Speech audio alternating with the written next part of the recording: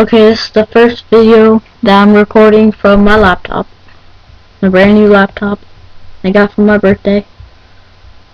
Okay, I'm going to show you guys how to get Rocketdock. Rocketdock is this dock that you can get on the top or on the bottom of your desktop. If you have a computer, which you should. Start by going to Firefox or Internet Explorer. You can go either one, but I'm going to go to Firefox. Okay, once you're on Firefox, go to rocketdock.com. Then click on download. And click on version 1.3.5.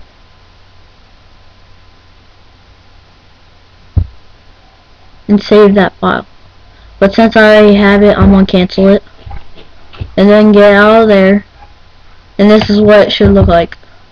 It should look like this. Now double click on that. Hit allow.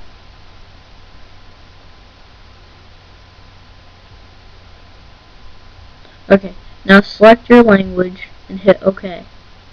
After that, you have to follow everything else.